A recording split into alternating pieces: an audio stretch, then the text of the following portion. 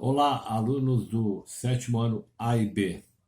Estamos aqui de novo preparados para uma aula de revisão, aula número 9, onde nós vamos tratar da colonização da África e da Ásia, olhando para os aspectos culturais dessa relação.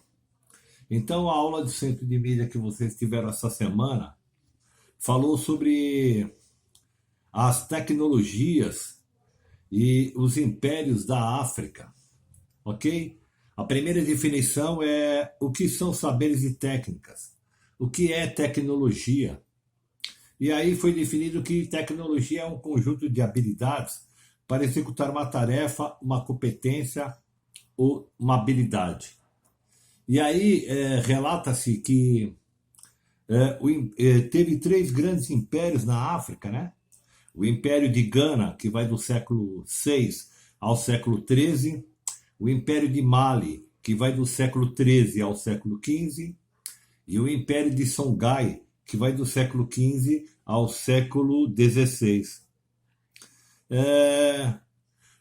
Com a relação dos europeus com os africanos e com os asiáticos, trouxeram o quê? Qual foi o benefício?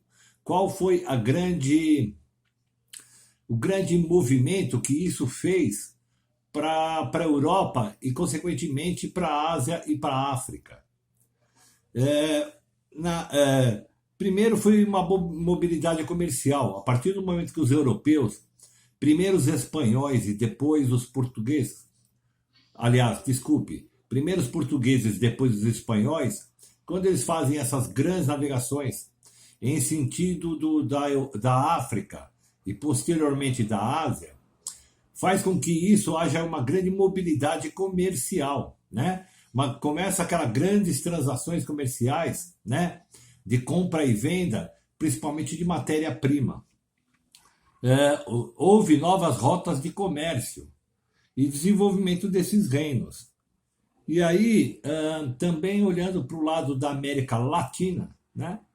A América Latina são todos esses continentes, desde a América Central, né? Belize, Honduras, Nicarágua, né? Onde lá existiam os maias, né? Aí as grandes civilizações astecas e grandes civilizações incas, né? E aí foi estudado a parte da cultura, né? Da tecnologia, como por exemplo os deuses astecas, as pirâmides, o patrimônio cultural, né? Aí foi explicado um pouco que essas civilizações pré-colombianas, ou seja, essas civilizações antes do descobrimento de Cristóvão Colombo da América, né? Eram politeístas, ou seja, elas adoravam a vários deuses. Elas eram estamentais. O que é estamental? Você pode anotar no seu caderno depois. Estamental é aquela sociedade dividida em camadas sociais. Não há ascensão, não há ascensão. Aquele que é rico continua rico, aquele que é pobre continua pobre. E aí se definiu que os maias, o topo da pirâmide era a família real, depois vinham os sacerdotes, os militares, os comerciantes, os camponeses e finalmente os escravos. Na civilização asteca, o topo da pirâmide não era a família real, era um soberano. Depois vinham os nobres, depois vinham os comerciantes, depois vinham os camponeses e finalmente os escravos. E aí o professor comentou o que é um escravo, né? A definição que esses povos tinham de escravos eram principalmente, eles eram capturados em guerras, né? Então a rivalidade entre maias, incas e astecas geravam tribos inimigas dentro dessas civilizações. E essas civilizações, os espanhóis se aproximam dessa animosidade, desse confronto que existe entre os dois, entre duas tribos, e aí ele arregimenta mais soldados, mais índios, para lutarem aos lados deles por um ideal.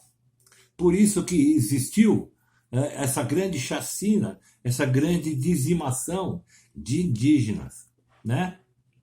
E aí foi pedido para fazer uma análise de uma imagem de Cristóvão Colombo chegando na Angola, os europeus e portugueses e espanhóis.